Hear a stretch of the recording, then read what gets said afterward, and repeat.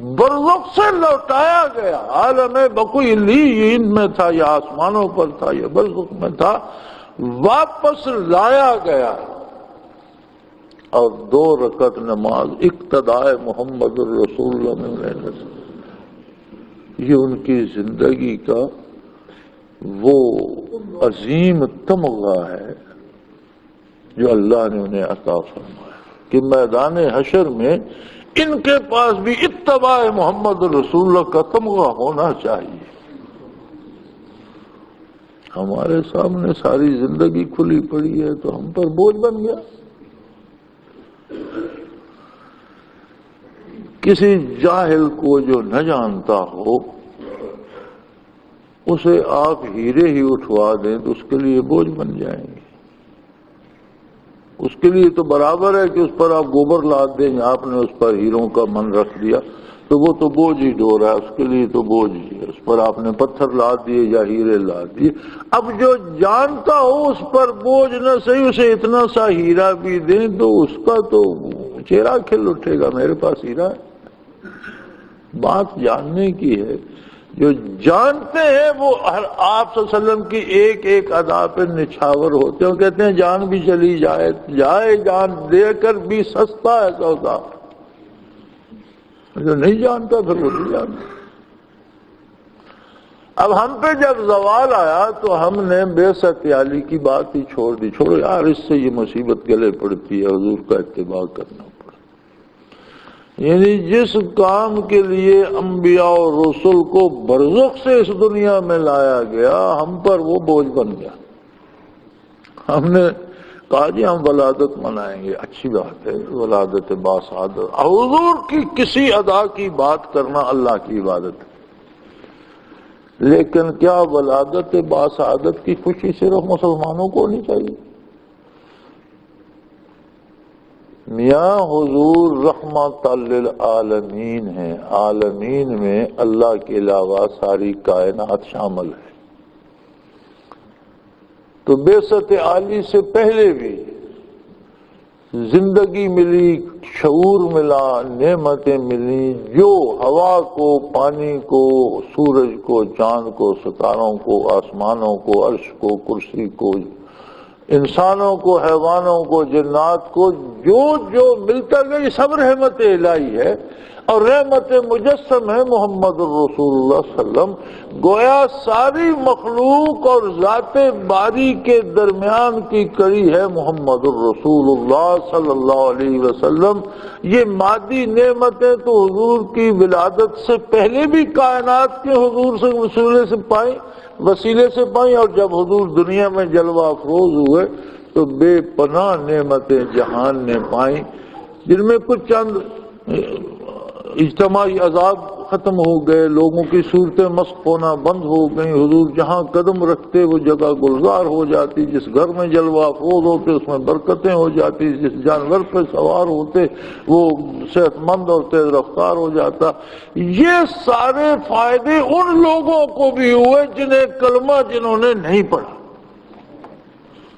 مادی فائدے کائنات کے ہر ذرے کے، ولادت باسعادت تو یار ہر ایک کو منانی چاہیے، سب کے فائدے ہوئے، لیکن جو فائدہ بندے مومن کو ہوا وہ غیر مومن کو نہیں ہوا، کہ ہمارا تعلق رسول اللہ سے ہے جس کا مقام بعثت ہے۔ مومن کا رشتہ بعثت عالی سے ہے۔ ولادت باسعادت تو انسان کیا، جنوں، فرشتوں، زمین کے ذرات اور پانی کے قطروں، ہوا کے جھونکوں کو بھی منانی چاہیے، یہ ذکر تو انہیں بھی کرنا چاہیے، وہ کریں۔ ہم اتنے نیچے کیوں آئے؟ ہم وہ ذکر کیوں نہ کریں جہاں اللہ کا نور برستا ہو، جمال باری بھی سامنے ہو اور جمال مصطفی بھی سامنے ہو۔ بندے مومن کا مقام تو وہ ہے کہ وہ اپنی جگہ پر کھڑا ہو، اور ہماری جگہ کہاں ہے؟ والذی ارسل رسولا، بعثت سے متعلق ہے۔ عمر مبارک 40 برس ہوئی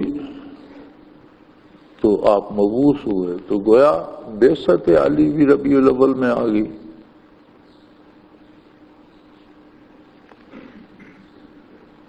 علماء لکھتے ہیں کہ جب عمر عالی 40 برس ہوئی تو جبرائیل امین نے آپ کو یہ خوشخبری دے دی تھی کہ آپ اللہ کے رسول ہیں اور آپ مبعوث ہو گئے تھے۔ نزول قرآن کچھ چند مہینے بعد، ربیع الاول کے بعد، ربیع الاخر، پھر جمادی الاول، جمادی الثانی، پھر رجب، شعبان اور رمضان المبارک میں نزول وحی شروع ہوا۔ یعنی بعثت عالی اور نزول وحی میں یہ تھوڑا سا فرق ہے۔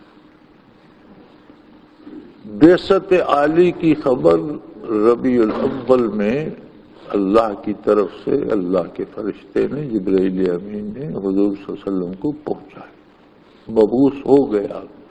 نزول قرآن جو ہے وہ رمضان المبارک میں شروع ہوا۔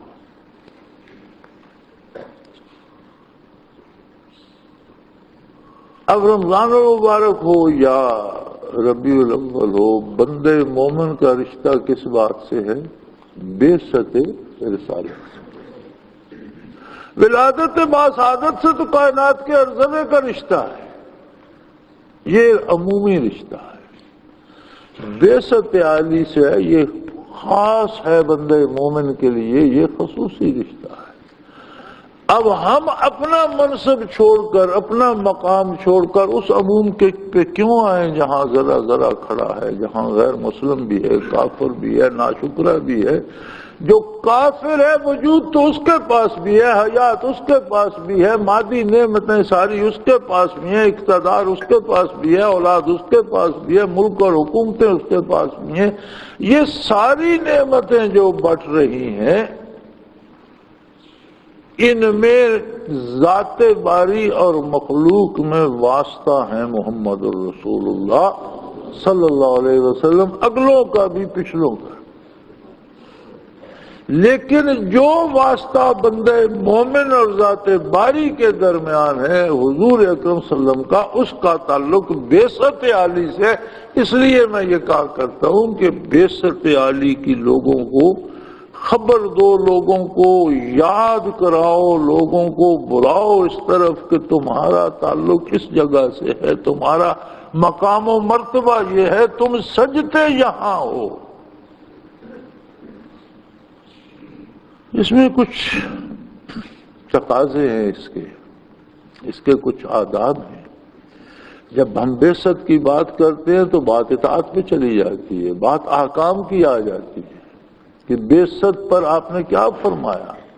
جو سوال تھے حیات و موت کے، ان کا جواب حضور نے کیا دیا۔ ان میں سے گزرنے کا خوبصورت راستہ اور حیات ابدی کو پانے کا راستہ کون سا ہے، محشر میں سرخرو ہونے کا طریقہ اور سلیقہ کیا، یہ سارے باتیں آ جاتی ہیں بعثت عالی کے ساتھ۔ ولادت باسعادت کے ساتھ کوئی پابندی نہیں۔ کیا ولادت باسعادت سے لے کر بعثت عالی تک 40 برسوں میں ساتھ رہنے والا کوئی صحابی بنا؟ کسی کو قرآن کی خبر ہوئی، کسی کو ذات باری کی خبر ہوئی، کسی کو آخرت کی خبر ہوئی، کسی کو گناہ اور ثواب کا پتہ چلا؟ ارے یہ ساری باتیں تو متعلق ہیں بعثت محمد الرسول اللہ صلی اللہ علیہ وسلم سے کہ ایک نگاہ میں صحابی ہو گیا ہے۔ ثم تلین جلودہم وقلوبہم الی ذکر اللہ، کھال سے لے کر نہا خانہ دل تک۔ آج سائنس کہتی ہے کہ 2.5 کھرب سیل ہے انسان کے وجود میں، 2.5 کھرب، 250 کھرب، 2.5 کھرب، تو 2.5 کھرب سیل جو ہے، کیا یہ شروع سے آخر تک ہے؟ سائنس کہتی ہے نہیں، یہ ہر سیل اپنا مثیل اپنے جیسا دوسرا پیدا کر کے مر جاتا ہے، یہ بنتے رہتے ہیں مرتے رہتے ہیں۔ 6 مہینے کے اندر اندر پورا انسانی جسم تبدیل ہو جاتا ہے، پرانے سیل مر جاتے ہیں، نئے ان کی جگہ لے لیتے۔ یعنی ہر بندہ 1 سال میں 2 گنا ہو جاتا ہے۔ اگر کوئی 80 سال زندہ رہتا ہے تو 160 گنا وجود اس کا گزر چکا ہوتا ہے دنیا سے۔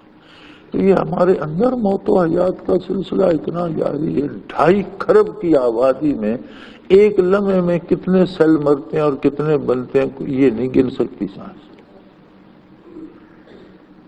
2.5 کھرب ہیں اور ہر لمحے مر بھی رہے ہیں، بن بھی رہے ہیں۔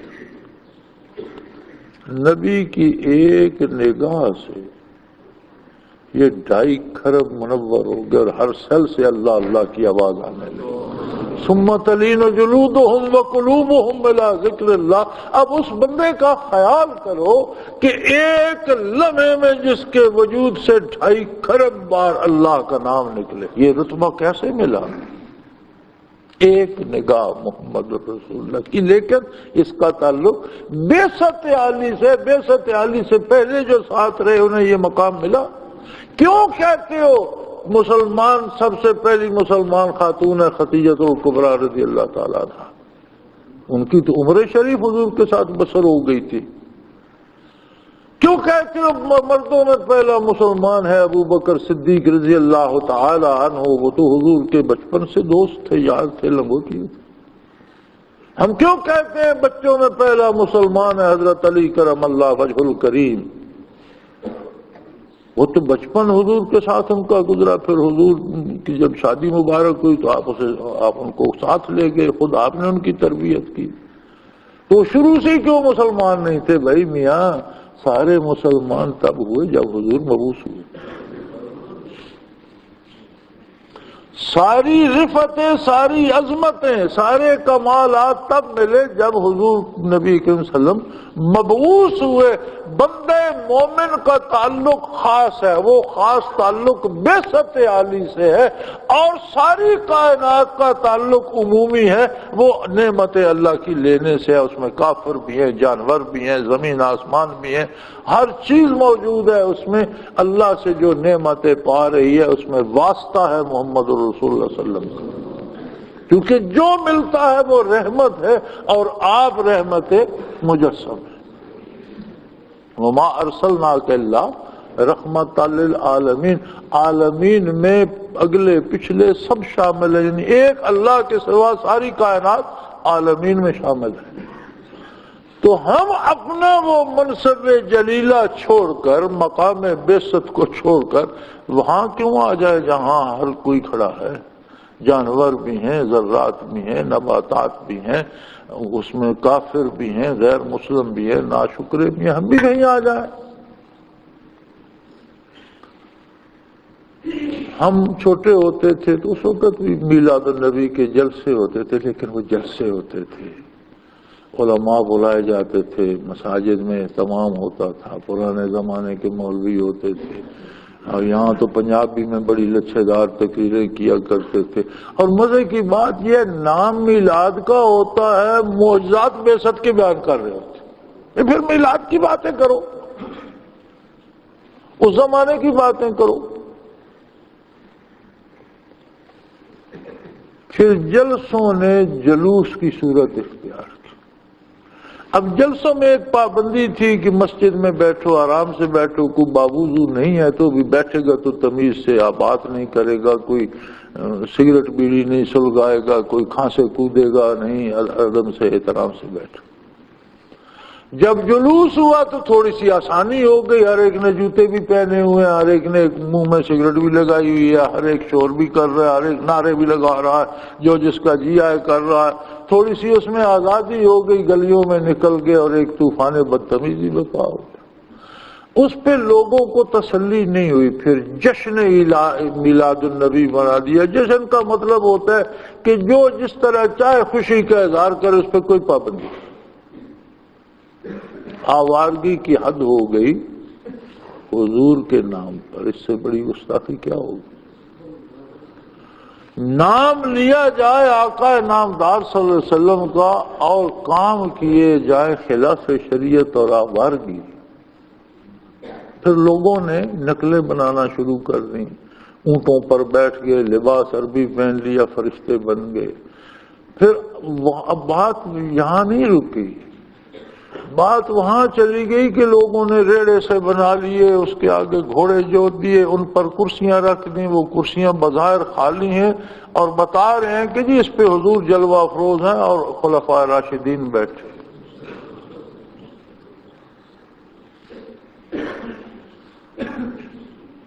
کیا اسی لیے مبعوث ہوئے تھے حضور صلی اللہ علیہ وسلم؟ یہ سکھانے کے لیے حضور مبعوث ہوئے تھے؟ یہ بعثت کا نام ہی نہیں لیتے تو انہیں کیا تکلیف؟ اسی لیے تو یہ بعثت کا نام نہیں لیتے کہ بعثت کی بات آئے گی تو بات اطاعت اور حکم پہ چلی جائے گی، بعثت کی بات آئے گی تو بات آقا نامدار صلی اللہ علیہ وسلم کے پیغام کی طرف مڑ جائے گی کہ مبعوث ہو کر آپ نے کیا فرمایا، ہمیں کیا کرنا ہے۔ او نادانو، بعثت پہ بات آئے گی تو تمہارے سامنے جمال باری حویدہ ہو جائے گا۔ جاہلو، کیوں نادانو، کیوں بھٹک رہے ہو؟ تم احکام سے ڈر رہے ہو، یہ اللہ کے احکام کو آپ زرداری کے احکام نہ سمجھو کہ وہ صرف بوجھ ہوں گے، مصیبت ہوگی۔ وزیر اعظم گیلانی کے احکام، گورنر صاحب کے احکام نہیں ہے اللہ کے احکام۔ اللہ کے احکام کو آپ احکام تو کہہ لیتے ہیں، لیکن ڈر ہم اس لیے جاتے ہیں کہ ہم نے تو ڈپٹی کمشنر کا حکم دیکھا ہے، ایس پی کا حکم دیکھا ہے، گورنر کا حکم دیکھا ہے، وزیر اعظم صدر کا حکم، ہر حکم ہمارے لیے ایک نئی مصیبت ہوتا ہے۔ اللہ کے حکم مصیبت نہیں، نوید مسرت ہوتے ہیں۔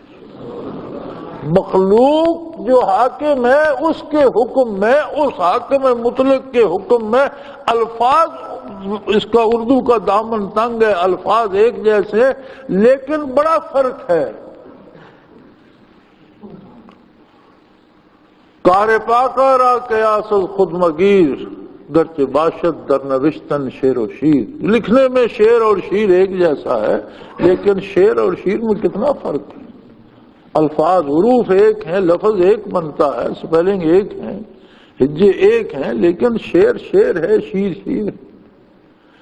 تو اللہ کا جب حکم ہوتا ہے تو وہ اللہ کا ہے۔ اللہ کا حکم کیا ہے؟ اللہ کا حکم ہے کہ میرے قریب کیسے آ سکتے۔ مخلوق کا حکم ہوتا ہے کہ وہ تمہیں کس طرح مجبور و بے بس کر کے اپنے ماتحت رکھ سکتا ہے۔ یہ حکم کا فرق سمجھ لو۔ مخلوق جو حاکم بنتی ہے ان کے حکم سے مراد ہوتی ہے کہ رعیت کے لوگ کس طرح مجبور و بے بس ہو کر میرے تابع رہ سکتے ہیں۔ جو حکم اللہ اور اللہ کے رسول کا ہوتا ہے اس کا مفہوم ہوتا ہے کہ کس طرح میرے جمال جہاں آرا سے سیراب ہو سکتے ہو، کس طرح میرے قریب آ سکتے ہو، کس طرح مجھے پا سکتے ہو، کس طرح مجھے پہچان سکتے ہو۔ اب لفظ تو دونوں جگہ حکم آتا ہے لیکن بڑا فاصلہ ہے۔ لہذا اس سے نہ ڈرو کہ بعثت کی بات ہوگی تو حکم الہی کی بات ہوگی۔ ارے یہی تو چاہیے، یہی تو مقصد حیات ہے، اور یہ خزانہ ایک ہی در سے مل سکتا ہے، وہ ہے محمد الرسول اللہ صلی اللہ علیہ وسلم۔ اللہ پاک اتنا اہتمام کیوں فرمایا؟ فرمایا مخلوق آوارہ ہو گئی، چونکہ ان کے پاس اختیار تھا وقتی طور پر، اور اتنا سا اختیار تھا،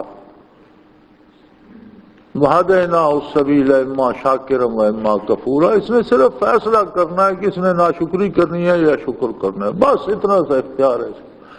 تو اس نے ناشکری کا فیصلہ کیا اور یہ مجھ سے دور ہوتا گیا، تو میں نے چاہا کہ آخر عاجز ہے، میری مخلوق ہے، گناہگار صحیح، میں اسے بچاؤں، میری رحمت کا تقاضا تھا، میں نے محمد الرسول اللہ کو مبعوث فرما لیا۔ فَكُنْتُمْ عَلَى شَفَا حُفْرَةٍ مِّنَ النَّارِ، لوگوں تم تو دوزخ کے بنیروں پہ چل رہے تھے، تمہارے اور دوزخ کے درمیان یہ حیات مستعار تھی جس کا دم ختم ہوتا تھا دھڑام دوزخ میں۔ کنتم علی شفا حفرۃ، تم دوزخ کے کنارے کنارے چل رہے تھے، جس کی زندگی ختم ہوتی تھی دوزخ میں گر جاتا تھا۔ فانقذکم منھا، میں نے رحمت اللہ عالمین کو مبعوث فرما کے وہاں سے تمہیں اچک لیا، اٹھا لیا وہاں سے۔ تو اللہ کا حکم یہ ہوتا ہے کہ دوزخ میں گرنے والوں کو وہاں سے اٹھا لے اور مشتاقان دید کی قطار میں کھڑا کر۔ اب اس حکم سے بھاگنے کی کوئی وجہ ہے؟ یار لوگوں نے اس طرف سے قوم کی توجہ ہی پھیر دی۔ مقررین کو بھی لاکھوں میں آج کل اجرت ملتی ہے، نعت خانوں کو بھی پیسوں کی بارش برسائی جاتی ہے۔ ہم چھوٹے تھے تب تو جو ڈوم اور مراسی آتے تھے شادیوں پر اور ڈھول باجے بجاتے تھے، ان پر پیسے نچھاور کیے جاتے تھے، اب نعت خانوں پہ وہ برسائے جاتے۔ مقرر کو بھی لاکھوں میں فیس مل جاتی ہے، جہازوں میں آنے جانے کا ٹکٹ مل جاتا ہے اور اچھے کھانے مل جاتے ہیں۔ یار یہ اچھے کھانے، یہ جہازوں کے سفر، یہ نوٹ، یہ تو کافروں کے پاس بڑے ہیں، پھر مسلمان ہونے کا تکلف کرنے کی کیا ضرورت ہے؟ کہ اسلام سے بھی چند سکے ہی ملنے ہیں اور 2 گوشت کی بوٹیاں ملنی ہیں اور چند نوٹ ملنے ہیں، تو پھر اس تکلف کی کہ یہاں تو یہ مسلمانی کوئی کھیل تو نہیں ہے، یہ تو زندگی ہارنے والی بات ہے۔ سٹائل ہونا چاہیے، اسی طرح رہو بیٹھو، جو جی چاہے کھاؤ، جو جی چاہے پہنو، جہاں جی چاہے رہو، پھر تو وہ حیوانی زندگی ہوئی۔ لیکن اس حیوانی زندگی کا انجام کیا ہوگا یہ پوچھو محمد رسول اللہ صلی اللہ علیہ وسلم۔ یہ وہ ہستی ہے جس نے آپ کو اللہ کا قرآن دیا۔ قرآن حکیم نے اول و آخر زندگی کے سارے حقائق بیان کر دیے۔ اب جو اللہ سے دور ہیں، ایمان سے دور ہیں، ذرا مرنے کے بعد کا منظر اور تصویریں دیکھو۔ قرآن پوری تصویر دکھاتا ہے، بلکہ پورا منظر دکھاتا ہے۔ قرآن سے وہ منظر دیکھو، قرآن کی آنکھ سے، کہ کیا ہوگا میدان حشر میں اور کیا ہوگا اس کے بعد، اور کیسے سوال جواب ہوں گے۔ قبر میں جب رکھتے ہیں میت کو، یہ جلا دیتے تو کیا ہوتا ہے، کون آتا ہے اس کے پاس، کیا پوچھتا ہے، کیا بیتتی ہے اس پر۔ اور اس طرف آؤ گے تو اتباع رسالت میں جو جان دیتے ہیں ان پہ کیا بیتتی ہے، کیا ان کا استقبال ہوتا ہے، زندگی کا اجر وہ کیسے پاتے ہیں۔ لیکن یہ ساری چیزیں متعلق ہیں بعثت محمد الرسول اللہ صلی اللہ علیہ وسلم سے۔ بعثت عالی کے بعد جسے ایک نگاہ ملی، اس کے 2.5 کھرب باڈی سیل روشن ہو گئے۔ وہ 2.5 نہیں رہتے نا، 2.5 تو 6 مہینے رہتے ہیں، 5 کھرب تو 1 سال میں ہو گئے، 10 سال میں 50 کھرب ہو گئے۔ اگر وہ 70 سال 80 سال زندہ رہا تو اس سے دیکھو کتنے، 2.5 سے ضرب دو اس کو، تو اتنے کھرب سیل اس کی باڈی سے گزر کے، جن میں ہر سیل اللہ اللہ کرتا ہوا جا رہا۔ تو جب روز محشر یہ سارے سیل اکٹھے ہوں گے۔ ایک حدیث کا مفہوم ہے، حضور نے فرمایا کہ یہ کافر ہے جہنم میں، اس کی ایک اقدار اور پہاڑ کے برابر ہوگی۔ تو سمجھ نہیں آتی تھی، اب جب سائنس نے سمجھا دیا، اس وقت تو ہم مانتے تھے کہ اللہ قادر ہے، اسے عذاب دینے کے لیے اس کا وجود بڑا کر دے گا، لیکن اب پتا چلا کہ یہ تو فطرت کا نظام ہی ایسا ہے، جب یہ سارے سیل جمع ہوں گے تو ہر وجود اتنا ہی ہو جائے گا۔ ایک آدمی کا وزن 100 پاؤنڈ ہے تو سال میں اس کے 2 دفعہ سیل بدلے گئے تو سال میں 200 پاؤنڈ ہو گیا۔ تو اگر 80 سال زندہ رہا تو کتنا بڑھ گیا؟ اس کا مطلب ہے ہر وجود، چونکہ ہر سیل جتنا عرصہ جسم میں رہا ہے، جسم نے نیکی کی ہے تو اسے اس نیکی کا اجر ملے گا، گناہ کی ہے تو اس گناہ کی سزا ملے گی۔ ہاں، اتنا باریک حساب ہے کہ ہر سیل نے جتنی اس کی شراکت ہے اتنا حصہ پانا ہے، ثواب سے یا عذاب سے۔ تو ایک وجود میں 2.5 کھرب کی لذتیں ایک لمحے ہوں گی نجات والوں کی، اور کافر کے ایک وجود میں ایک لمحے میں 2.5 کھرب قسم کے عذاب ہوں گے، ہر سیل کا جدا گانا ہوگا۔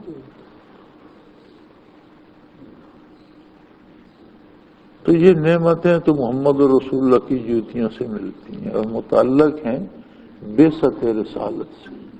تو میرے بھائی، ان بد نصیبوں کو، ان بھٹکے ہوئے لوگوں کو جنہیں یہ سبق بھول چکا ہے، انہیں یاد دلاؤ کہ ہم مکلف ہیں اس کے، یہ ہماری ذمہ داری ہے۔ خود یاد کرو. اب ممبر سے کوئی یاد کرانے والا بھی نہیں رہا، یہ دکانیں اجڑ چکی، نہ ان کے خاشمندرے ہیں، نہ کوئی گاہک ملتا ہے، نہ یہ بازار ہے. وہ جو بیچتے تھے دوائے دل، وہ دکان اپنی بڑھا گئے، اب یہ دکانیں بند ہوتی آ رہی. یہ تو اس کی حکمت بالغہ ہے کہ قیامت تک اللہ اللہ ہوگی، اہل اللہ ہوں گے، ذاکرین ہوں گے، روشن قلب ہوں گے. تو اس نے خال لوگوں کو اپنی پسند سے اس کام پہ لگا رکھا ہے. جب تک کائنات قائم رہنی ہے رہنا. وہ لوگ اٹھ گئے اس بزم سے جنہوں نے ان مقاصد کے لیے زندگیاں ہار دی تھی. میری آپ کی ہم سب کی ذمہ داری ہے کہ اپنی قوم کو، اپنے بھائیوں کو یہ یاد دلائیں کہ ان خرافات میں نہ کھو جاؤ. آؤ بعثت علی کا ذکر کرو، آؤ بعثت علی کی بات کرو، اور پوچھو محمد الرسول اللہ صلی اللہ علیہ وسلم سے کہ آپ ہم سے کیا چاہتے ہیں. ہمیشہ جو بھی بات کرتا ہے، نعتیں لکھتے ہیں بڑی، وہ میں تو جو بھی دیکھتا ہوں وہ اس میں ہر ایک کے اپنے مطالبات ہوتے ہیں. یا رسول اللہ یہ کر دو، یا رسول اللہ یہ دے دو، یا رسول اللہ مجھے مدینے بلا لو، یا رسول اللہ مجھے فلاں جگہ بھیج دو. کوئی کربلا کا نام تو نہیں لیتا. کسی نعت خان نے یہ نہیں لکھا کہ یا رسول اللہ میرے لیے بھی کربلا بنا دو. جہاں دینے کی بات آتی ہے وہاں کوئی نہیں کرتا، جہاں لینے کی بات آتی ہے سب کو دال روٹی. اور پھر محمد رسول اللہ سے دال روٹی مانگتے. دال روٹی تو کتوں کو ہی مل رہی ہے. رزق مقدر ملے گا، مانگنا ہے محمد صلی اللہ علیہ وسلم سے مانگنا ہے تو جمال الہی مانگو، وصال الہی مانگو. محمد از تو میں خواہم خدا را، محمد از تو میں خواہم خدا را، خدایا از تو عشق مصطفیٰ را. محمد الرسول اللہ سے مانگنا ہے تو اللہ کو مانگو، اور اللہ سے مانگنا ہے تو عشق مصطفیٰ مانگو. دال روٹی مانگنے چلے جاتے ہو. بڑی بڑی نعتیں لکھی ہیں جی، امت کا حال خراب. امت کا حال خراب کس نے کیا ہے؟ محمد رسول اللہ نے کیا، خود امت نے کیا ہے حضور کا دامن چھوڑ کر. آپ نے دامن سمیٹا نہیں ہے، نہ قیامت تک سمیٹیں گے. اب کوئی پکڑے نہیں تو اسے کیا کہا جائے. تو ذرا یہ حساب کرو، نعت لکھو اور کہو کہ میرے حبیب آپ مجھ سے کس بات پہ راضی ہوتے ہیں، مجھ سے کیا چاہتے ہیں، میں کیا کروں کہ آپ راضی ہو جائیں گے. یار ایک آدمی سے دوستی ہو جائے تو بندہ اس سے بھی پوچھتا ہے کہ بھائی تو کس بات پہ مجھ سے راضی ہوگا، میں تیری کیا خدمت کر سکوں. پوچھتے ہو یا نہیں؟ بچوں سے پیار ہوتا ہے، ان سے پوچھتے ہو کہ نہیں بیٹا بیٹی آپ کو کیا چاہیے، میں آپ کے لیے کیا کر سکتا ہوں.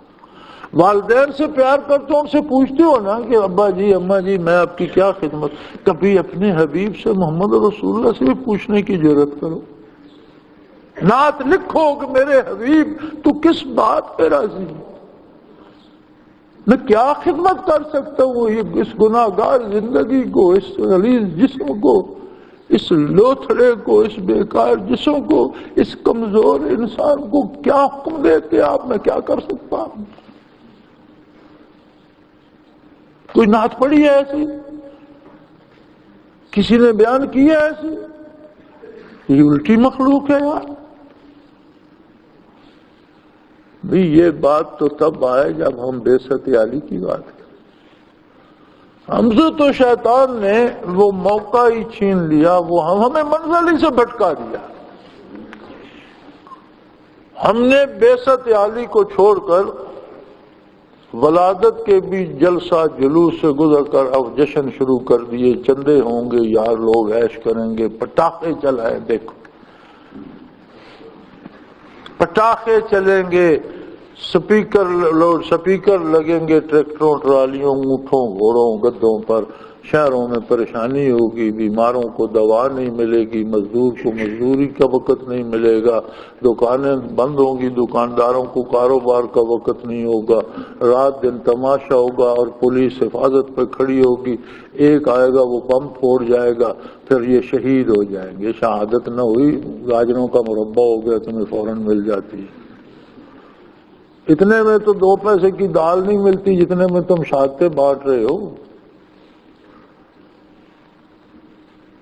شہید ہو گئے، بڑے دین کی خدمت کر رہے تھے اور بڑے دین پر کھڑے تھے، بیچارے بڑے تہجد خوان تھے، بابوزو مر گئے، آتا کلمہ بھی نہیں، شہادت سے نیچے قدم کوئی نہیں، جسے عدالت پھانسی لگا دے وہ بھی شہید ہو گیا، جسے دہشت گرد مار دیں وہ بھی شہید ہو گیا۔ تو یہ اللہ کی راہ میں جا کر مرتے ہیں، ان بیچاروں کے پلے کیا بچا؟ کسی کا دامن تو رہنے دو، کوئی کونا تو محفوظ رہنے دو، کسی کی عظمت تو باقی رہنے دو۔ ہو یہ شہادت گہے الفت میں قدم رکھنا ہے۔ شہید وہ ہوتے ہیں جو اپنا آپ اللہ کے نام پہ نچھاور کر دیتے ہیں، اور زندہ شہید ہوتے ہیں، زندہ ہوتے ہیں، کھاتے وہ ہیں جس کی اللہ اجازت دیتا ہے، زندہ ہوتے ہیں، کماتے اس طرح جس طرح اللہ اجازت دیتا ہے، زندہ ہوتے ہیں، خرچ وہاں کرتے ہیں جہاں اللہ اجازت دیتا ہے، زندہ ہوتے ہیں تو اس کے نام کے بغیر سانس نہیں لیتے۔ یہ شہادت گہے الفت میں قدم رکھنا ہے۔ شہید یہ لوگ، یہ مر کر ہی نہیں، یہ زندہ بھی شہید ہے، مر کر بھی شہید ہے۔ لوگ آسان سمجھتے ہیں مسلمان ہونا، یہ شہادت گہے الفت میں قدم رکھنا ہے۔ لوگ آسان سمجھتے ہیں مسلمان ہونا۔ تو یہ قوم اپنا سبق چھوڑ چکی ہے میرے بھائی۔ میں نے بہت زیادہ وقت لے لیا، میرا خیال تھا آدھا گھنٹہ بیان کروں گا، لیکن شاید باتوں باتوں میں بہت دور نکل گئے ہم، اور یہ بات میں سمجھتا ہوں کہ بہت ضروری ہے۔ میں نے کوئی تقریر نہیں کی، کوئی جلسہ نہیں کیا، مجھے کوئی واہ واہ کی ضرورت نہیں۔ میں نے کوشش کی ہے کہ اس وقت کی جو ضرورت ہے وہ آپ کو سمجھا سکوں۔ اگر آپ نے کوئی بات سمجھ لی ہے تو اللہ قبول کرے، میری کوشش کامیاب ہو گئی۔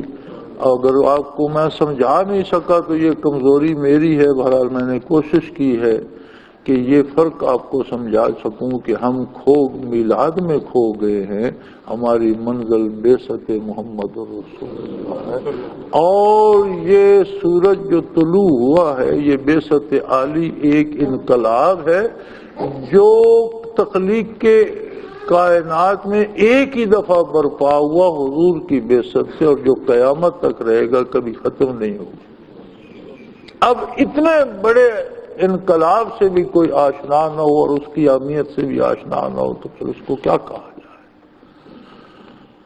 اور دین نام ہے دو چیزوں کا، ایک اس پر عمل خلوص سے کرو، اور ایک ہر محفل میں اس کی بات کرو، بغیر جھجک کے، بغیر ڈر کے، بغیر لحاظ کے۔ تو اس قوم کو اگر کرا سکو تو بعثت محمد رسول اللہ کی یاد واپس دلا دو، یہ بہت بڑا کام ہے۔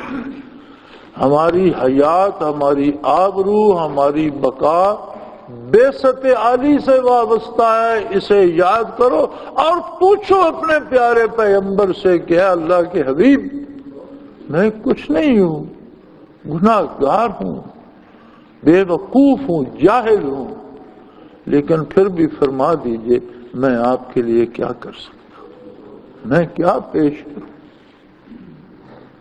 یہ سوال آتا ہے بعثت عالی پر۔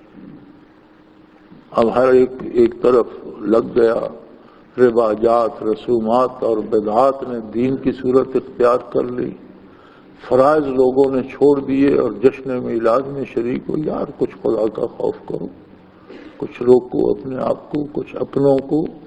یہ سارے مسلمان سارے اپنے ہیں۔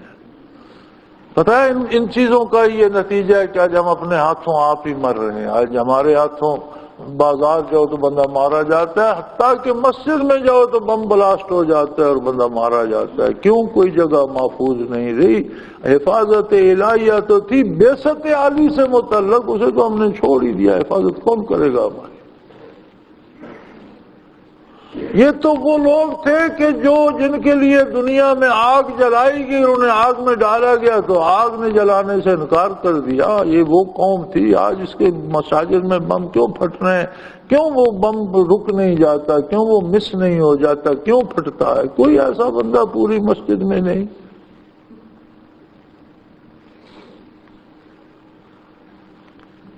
بس ایک تماشا وہ بن گیا، یہ سرکاری شہادت مل جاتی ہے حکومت کی طرف سے، یہ شہادتیں حکومتوں نے بانٹنی ہے یا اس بارگاہ سے ملنی ہے؟ تو میرے بھائی کوشش کریں، اللہ کریم توفیق دے۔ یہ بہت اہم بات ہے، میں نے اس لیے اس پہ زیادہ وقت لے لیا، اور میں نے شاید باتیں بہت کی ہیں، بات پتہ نہیں سمجھا بھی سکوں کہ نہیں۔ ہماری منزل، ہماری ابتدا اور ہماری انتہا، ہمارا کمال، ہماری منزل، ہماری ابتدا بھی رسالت ہے اور ہماری انتہا بھی بعثت علی۔ اپنے آپ کو اس کے ساتھ وابستہ کر لو اور ان رسومات سے جان چھڑاؤ اس قوم کی، اور خرافات سے اتباع رسالت کی طرف آؤ۔ سارا امن، سارا سکون، ساری پناہ اتباع رسالت میں ہے۔ اللہ کریم ہمارے گناہوں سے درگزر فرمائے اور ہمیں اس کی توفیق نصیب فرمائے۔ وآخر دعوانا الحمدللہ رب العالمین۔ اللہ اللہ اللہ اللہ اللہ اللہ اللہ۔ حضرت امیر محمد اکرم آوان مد ذلہ العالی دارالعرفان منارہ ضلع چکوال میں سالہ سال سے قرآن و حدیث کے اوپر خطابات کر رہے ہیں اور سلسلہ نقشبندیہ اویسیہ کے مطابق لوگوں کو ذکر الہی کی تربیت دے رہے ہیں۔ وہ قرآن پاک کی تفسیر ترتیب وار بیان کر رہے ہیں۔ تفسیر قرآن کو وہ موجودہ ملکی اور بین الاقوامی حالات کے مطابق بیان کرتے ہیں۔ موٹر وے سے کلر کہار کے انٹرچینج سے نکلتے ہوئے، کلر کہار کی جھیل سے ہوتے ہوئے، میانی، بوچھال اور نور پور سے گزرتے ہوئے دارالعرفان منارہ پہنچ سکتے ہیں۔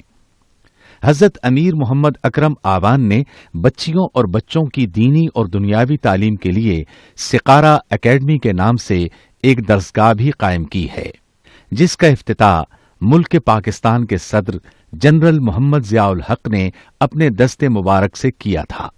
وہ تمام احباب جو اسلام کی طلب رکھتے ہیں، ان سے گزارش ہے کہ دارالعرفان منارہ ضلع چکوال میں امیر محمد اکرم آوان صاحب کے خطابات سے مستفید ہوں۔